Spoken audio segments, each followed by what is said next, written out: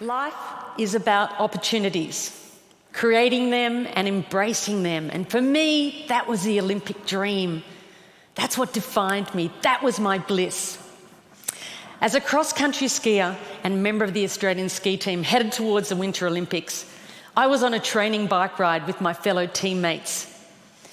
As we made our way up towards the spectacular Blue Mountains west of Sydney, it was the perfect autumn day. Sunshine, the smell of eucalypt, and a dream. Life was good. We'd been on our bikes for around 5.5 hours when we got to the part of the ride that I loved, and that was the hills, because I loved the hills. And I got up off the seat of my bike and I started pumping my legs, and as I sucked in the cold mountain air, I could feel it burning my lungs, and I looked up to see the sun shining in my face. And then everything went black. Where was I? What was happening? My body was consumed by pain. I'd been hit by a speeding utility truck with only 10 minutes to go on the bike ride. I was airlifted from the scene of the accident by a rescue helicopter to a large spinal unit in Sydney. I had extensive and life-threatening injuries. I'd broken my neck and my back in 6 places. I broke 5 ribs on my left side. I broke my right arm. I broke my collarbone. I broke some bones in my feet. My whole right side was ripped open, filled with gravel. My head was cut open across the front, lifted back, exposing the skull underneath. I had head injuries. I had internal injuries. I had massive blood loss. In fact, I lost about 5 litres of blood, which is all someone my size would actually hold. By the time the helicopter arrived at Prince Henry Hospital in Sydney, my blood pressure was 40 over nothing. I was having a really bad day.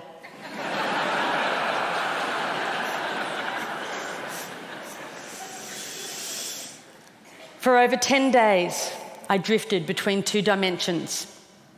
I had an awareness of being in my body, but also being out of my body, somewhere else, watching from above as if it was happening to someone else. Why would I want to go back to a body that was so broken?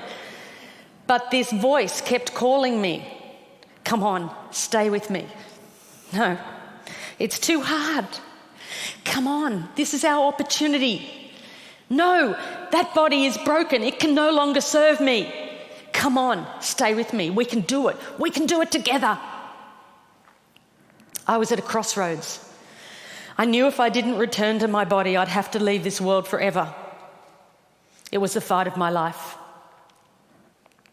After 10 days, I made the decision to return to my body, and the internal bleeding stopped. The next concern was whether I would walk again, because I was paralysed from the waist down. They said to my parents the neck break was a stable fracture, but the back was completely crushed. The vertebra at L1 was like you'd dropped a peanut, stepped on it, smashed it into thousands of pieces. They'd have to operate. They went in, they put me on a beanbag, they cut me, literally cut me in half. I have a scar that wraps around my entire body. They picked as much broken bone as they could that had lodged in my spinal cord. They took out 2 of my broken ribs and they rebuilt my back, L1. They rebuilt it. They took out another broken rib. They fused T12, L1 and L2 together. Then they stitched me up. They took an entire hour to stitch me up. I woke up in intensive care and the doctors were really excited that the operation had been a success, because at that stage I had a little bit of movement in one of my big toes. And I thought, great, because I'm going to the Olympics. I had no idea. It's the sort of thing that happens to someone else, not me, surely. But then the doctor came over to me and she said, "Janine, the operation was a success and we've picked as much bone out of your spinal cord as we could. But the damage is permanent. They're central nervous system nerves. There is no cure. You're what we call a partial paraplegic, and you will have all of the injuries that go along with that. You have no feeling from the waist down, and at most you might get 10 or 20% return. You'll have internal injuries for the rest of your life. You'll have to use a catheter for the rest of your life. And if you walk again, it will be with calipers and a walking frame." And then she said, "Janine, you'll have to rethink everything you do in your life, because you're never going to be able to do the things you did before." I tried to grasp what she was saying. I was an athlete, that's all I knew, that's all I'd done. If I couldn't do that, then what could I do? And the question I ask myself is, if I couldn't do that, then who was I? They moved me from intensive care to acute spinal. I was lying on a thin, hard spinal bed. I had no movement in my legs. I had tight stockings on to protect from blood clots. I had one arm in plaster, one arm tied down by drips. I had a neck brace and sandbags on either side of my head. And I saw my world through a mirror that was suspended above my head. I shared the ward with 5 other people. And the amazing thing is that because we were all lying paralysed in the spinal ward, we didn't know what each other looked like. How amazing is that? How often in life do you get to make friendships, judgment-free, purely based on spirit? And there were no superficial conversations as we shared our innermost thoughts, our fears, and our hopes for life after the spinal ward. I remember one night, one of the nurses came in, Jonathan, with a whole lot of plastic straws. He put a pile on top of each of us and he said, "Start threading them together." Well, there wasn't much else to do in the spinal ward, so we did. And when we'd finished, he went around silently and he joined all of the straws up till it looped around the whole ward. And then he said, "Okay, everybody, hold on to your straws." And we did. And he said, "Right, now we're all connected." And as we held on and we breathed as one, we knew we weren't on this journey alone. And even lying paralysed in the spinal ward, there were moments of incredible depth and richness, of authenticity and connection that I had never experienced before. And each of us knew that when we left the spinal ward, we would never be the same. After 6 months, it was time to go home. I remember Dad pushing me outside in my wheelchair, wrapped in a plaster body cast, and feeling the sun on my face for the first time. I soaked it up and I thought, how could I ever have taken this for granted? I felt so incredibly grateful for my life. But before I left hospital, the head nurse had said to me, "Janine, I want you to be ready because when you get home, something's going to happen." And I said, "What?" And she said, "You're going to get depressed." And I said, "Not me, not Janine the Machine," which was my nickname. She said, "You are, because see, it happens to everyone. In the spinal ward, that's normal. You're in a wheelchair, that's normal, but you're going to get home and realise how different life is." And I got home and something happened. I realised Sister Sam was right. I did get depressed. I was in my wheelchair. I had no feeling from the waist down, attached to a catheter bottle. I couldn't walk. I'd lost so much weight in hospital, I now weighed about 80 pounds. And I wanted to give up. All I wanted to do was put my running shoes on and run out the door. I wanted my old life back. I wanted my body back. And I can remember Mum sitting on the end of my bed and saying, "I wonder if life will ever be good again." And I thought, how could it? Because I've lost everything that I valued, everything that I'd worked towards, gone. And the question I asked was, why me?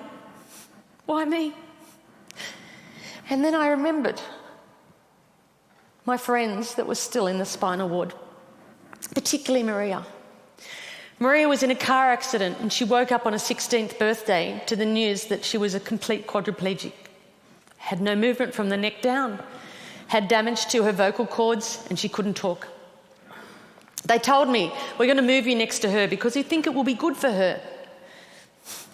I was worried. I didn't know how I'd react being next to her. I knew it would be challenging, but it was actually a blessing because Maria always smiled. She was always happy, and even when she began to talk again, albeit difficult to understand, she never complained, not once. And I wondered, how had she ever found that level of acceptance?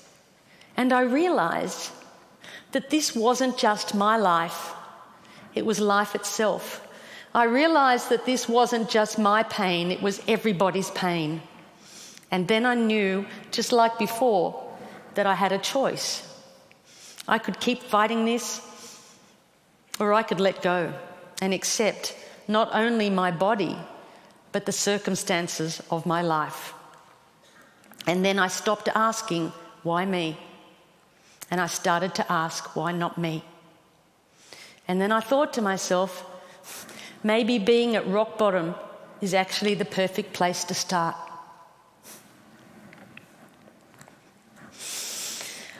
I had never before thought of myself as a creative person. I was an athlete, my body was a machine. But now I was about to embark on the most creative project that any of us could ever do, that of rebuilding a life. And even though I had absolutely no idea what I was going to do, in that uncertainty came a sense of freedom. I was no longer tied to a set path. I was free to explore life's infinite possibilities. And that realisation was about to change my life. Sitting at home in my wheelchair and my plaster body cast, an aeroplane flew overhead. And I looked up and I thought to myself, that's it! If I can't walk, then I might as well fly. I said, Mum, I'm going to learn how to fly. She said, that's nice, dear. I said, pass me the yellow pages. She's passed me the phone book. I rang up the flying school. I made a booking. I said, I'd like to make a booking to come out for a flight. They said, when do you want to come out? I said, well, I have to get a friend to drive me out because I can't drive. Sort of can't walk either. Is that a problem? I made a booking, and weeks later my friend Chris and my mum drove me out to the airport, all 80 pounds of me covered in a plaster body cast in a baggy pair of overalls. I can tell you, I did not look like the ideal candidate to get a pilot's licence. I'm holding onto the counter because I can't stand. I said, hi, I'm here for a flying lesson. And they took one look and ran out the back to draw short straws. You get her. No, you take her. Finally, this guy comes out. He goes, hi, I'm Andrew, and I'm going to take you flying. I go, great. So they drive me down. They get me out on the tarmac, and there was this red, white, and blue aeroplane. It was beautiful.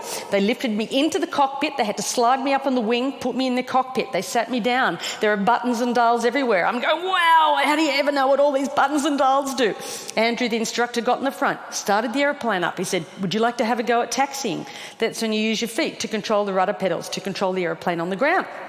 I said, no, I can't use my legs. He went, oh. I said, but I can use my hands. And he said, okay. So he got over to the runway and he applied the power. And as we took off down the runway and the wheels lifted up off the tarmac and we became airborne, I had the most incredible sense of freedom.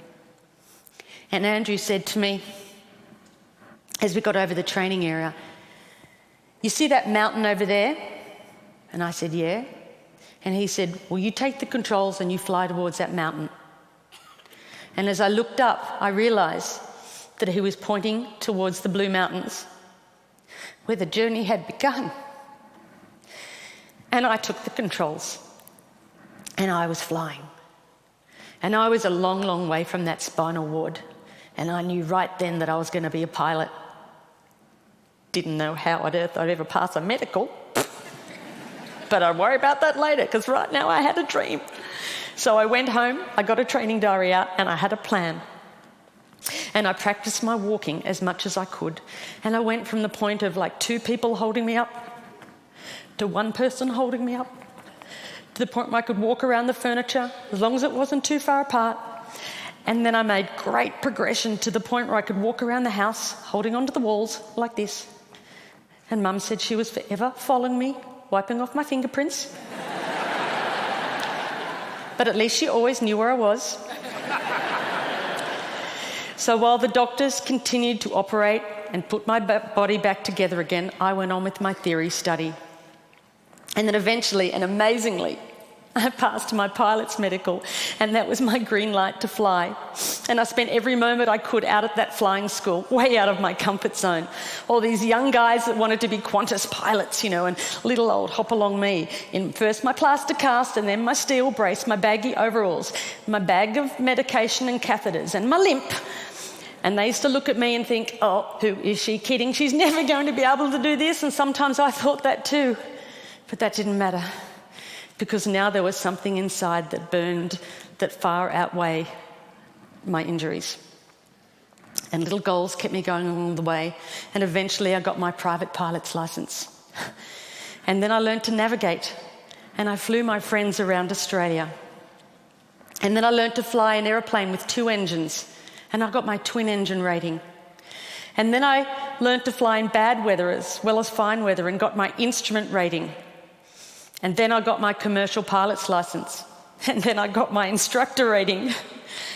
And then I found myself back at that same school where I'd gone for that very first flight, teaching other people how to fly. Just under 18 months after I'd left the spinal ward.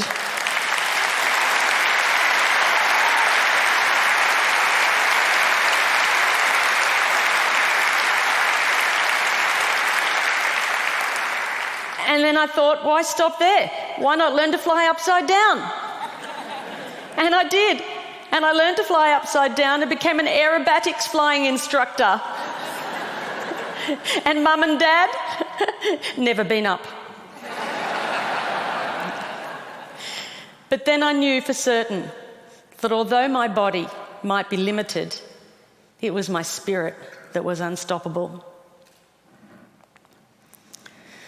The philosopher Lao Tzu once said, when you let go of what you are, you become what you might be. I now know that it wasn't until I let go of who I thought I was that I was able to create a completely new life. It wasn't until I let go of the life I thought I should have that I was able to embrace the life that was waiting for me. I now know that my real strength never came from my body. And although my physical capabilities have changed dramatically, who I am is unchanged. The pilot light inside of me was still a light, just as it is in each and every one of us. I know that I'm not my body, and I also know that you're not yours. And then it no longer matters what you look like, where you come from, or what you do for a living. All that matters is that we continue to fan the flame of humanity by living our lives as the ultimate creative expression of who we really are. Because we are all connected by millions and millions of straws. And it's time to join those up and to hang on.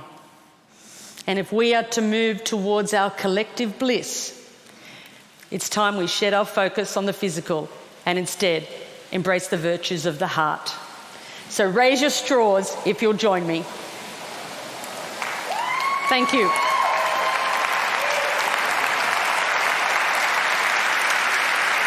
Thank you.